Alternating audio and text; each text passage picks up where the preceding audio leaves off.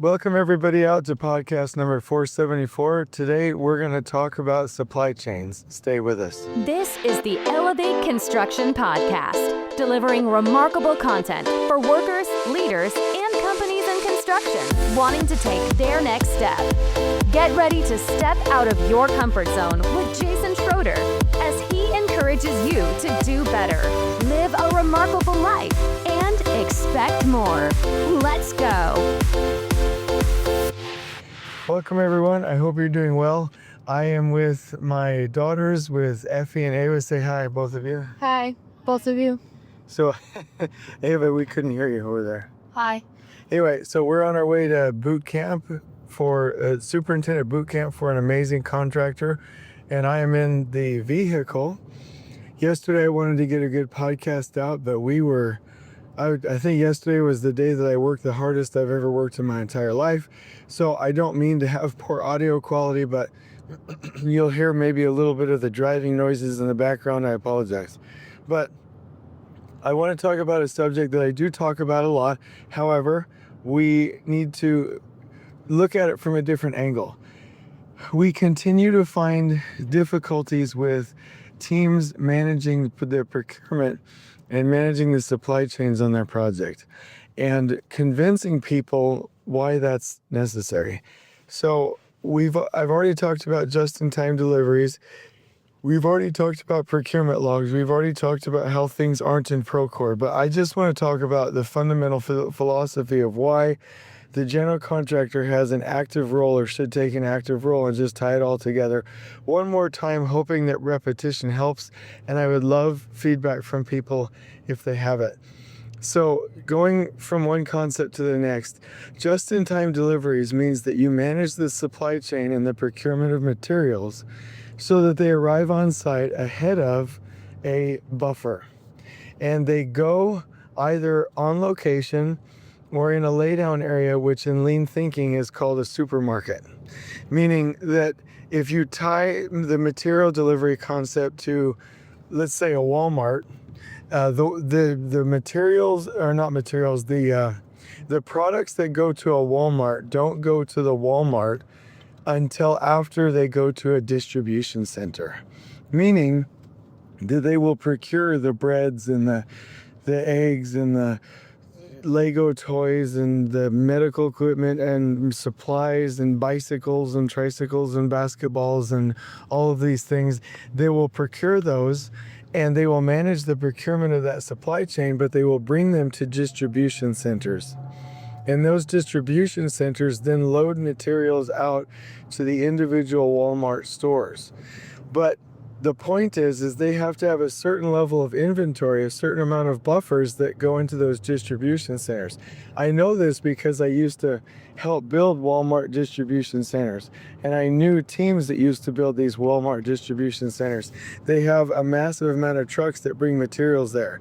And so there's a buffer and there's a laydown area. There's a buffer and there's a distribution center, a supermarket there.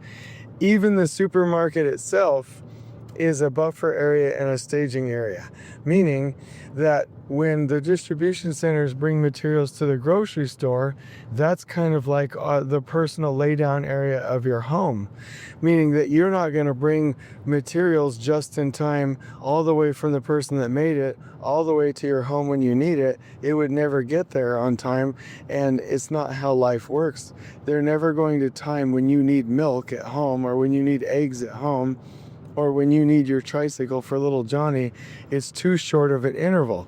So they stock a buffer of supplies at a supermarket, the actual supermarket, so that you can just go and grab what you need. And they have to have enough in there to where you don't run out of food, but not too much to where it goes to waste and they have an extra amount of inventory on hand. That's again how just-in-time deliveries work on a project site as well. They manage the supply chain, the procurement of materials to a project. It goes to an intentionally designed and laid out laydown yard, which becomes your supermarket. And then when people need it within certain zones, they come and grab it just in time. The point here is that you do not stock the floors before it's needed. Otherwise, workers will be tripping over work. We all know about these concepts, okay? So there's a couple of keys here. We have to order the materials by zone so that it's not all just coming out in one area and you have to have workers filtering through the materials, okay? We've also talked about how your supply chain is not managed in Procore. Procore manages submittals. We need to manage it all the way from the beginning of when you have a scope, when you buy out that scope, when you have an executed contract, and when you start that submittal process, and then when it is shipped for fabrication, the delivery time, and how much of a buffer you actually have on site. There's so many more categories to managing the supply chain. We've also talked before that a superintendent should have a procurement meeting, and that procurement meeting with the project manager and the project engineers should intelligently and scientifically and most importantly artfully manage those materials, and that they in that meeting can check the schedule, they can flip drawings, they can check the procurement log, they can go through the model if I haven't already said that, they can do a number, they can call the trade partner, they can map out the supply chain, they can even do a pull plan on the board, whatever they need, they can go on site, whatever they need to do to manage the supply chain and make sure that the next 6 weeks and beyond of materials are coming to the project site. That's what they get to do. And it's the most important consideration. Remember that amateurs study tactics, armchair generals study strategy, and the real generals, the real experts, study logistics. If we can get things where they need to go, if we can have a logistically sound site, we can build a remarkable project. So that's where we are. And if you summarize all that, that's kind of the combination of a number of podcasts that I've done. But here's what we keep finding ourselves hitting our head against is that yes, we understand the concept. Yes, we got it. Yes, we understand just-in-time deliveries. Yeah, we get the procurement meeting. Yes, we get how we need to track the whole supply chain. Yeah, totally understand it, okay? But what people do is they checkbox this in their minds and they say to themselves, this is all great. My trade partner needs to understand this. They should be doing every single step. And maybe you're right, because that's how we do it in the United States. But I'm telling you, if you check the box and delegate that to your trade partners, then you have zero control and you are at the whims of others and you're not providing that second set of eyes for your trade partners. So let me drop back to a neat concept. When we went to Germany, we found out that at least half on some projects, at least half of the materials are procured by the general contractor, and that there is a shift in some areas in Europe, and especially in Germany, for the general contractor to procure all of the materials and the trade partners come and install. Now that may create some unintended consequences of trading partners not being fully responsible for their materials and not connecting the dots there. There are some consequences to that, but I will say that the consequences of having a piece installer come and install the material that was procured by the general contractor or a logistics company is a lot less than if we don't have the materials themselves because we trusted a trade partner to do that in a silo. So this is what I'm talking about. If we can't procure all of the materials ourselves as a general contractor and get them expertly ordered and pieced out the right way with the trade partner's expertise. And if we're never going to do that, at a minimum, we have to participate in the supply chain and in the procurement of materials. So I'll give you a couple of examples here. We do not just trust that the trade partners know how to break up the areas by zone. We make sure that they're piecing out trucks and that they're piecing out supplies and deliveries by zone. And a lot of people will say, well, the suppliers will only bring it out by area, or they'll only bring it out at once, or they'll only supply the whole building. No, somebody on the phone told you that, and you're not digging deep enough. I can tell you that I've been able to successfully piece out door frames by area. I've been able to successfully piece out millwork, casework and millwork by area. I've been able to successfully break out metal panels and curtain wall by area off of my Takt plan. you can do anything, and it really probably doesn't even cost that much more. You need to do a cost analysis. Somebody would say, well, to do that, we'd have to add trucks, and that's not cost savvy. Well, did you show me the cost analysis? What does it cost in a loss of production to bring everything all at one time versus bringing it just in time by area? Well, we didn't do that. So how do you know it costs more? Are you just making this stuff up because you want to be lazy? It's absolutely ridiculous. So we have to bring things out by area. The other thing is, if you have long supply chains, like exterior curtain wall and metal panels, could be a 9-month supply chain. I mean, that's how long it could be. Elevators could be anywhere from 5 to 9 months.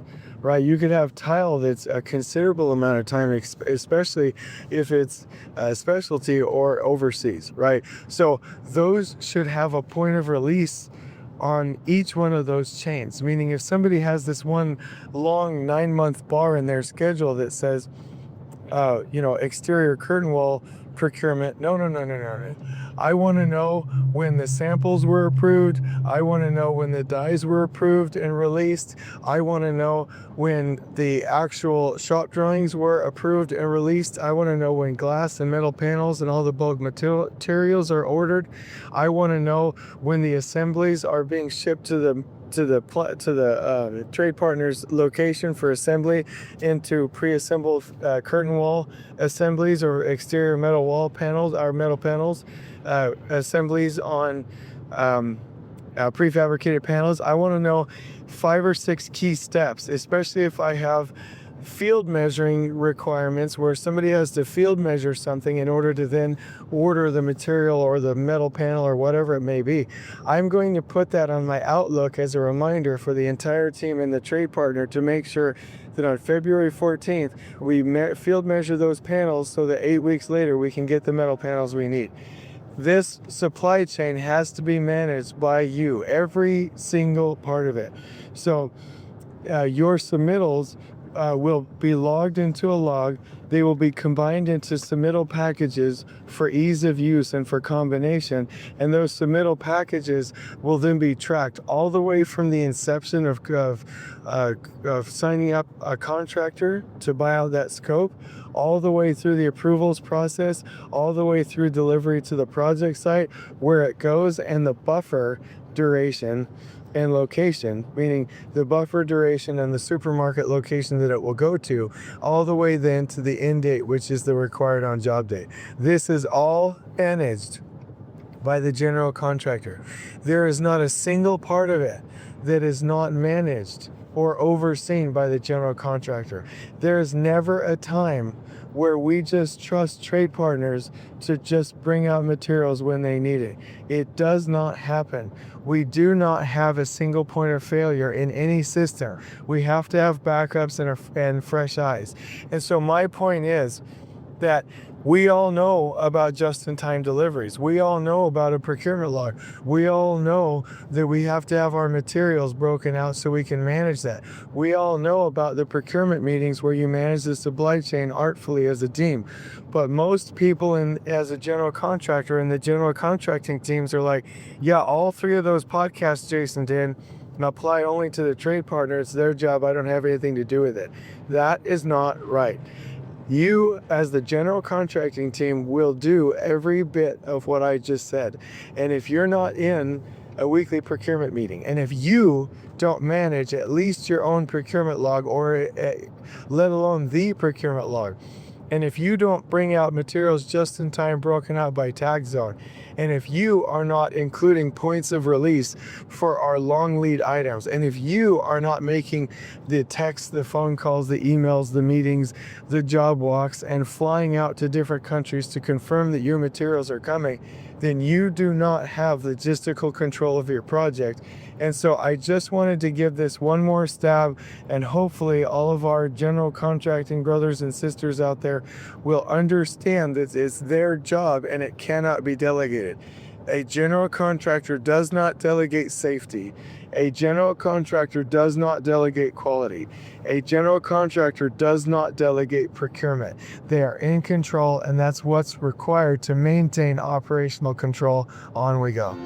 Please Please join us next time in elevating the entire construction experience for workers, leaders, and companies coast to coast.